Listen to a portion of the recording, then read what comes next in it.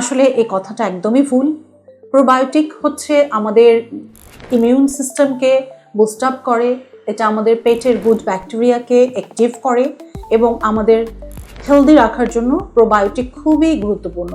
Probiotic অবশ্যই আমাদের শরীরে আপনার অ্যাসিডিটির প্রবলেমটাকে কিছুটা হলেও হেল্প করে, বাট সবসময় এটা ঠিক না যে এটা আমাদের শুধু অ্যাসিডিটিই সমস্যা সমাধান করছে।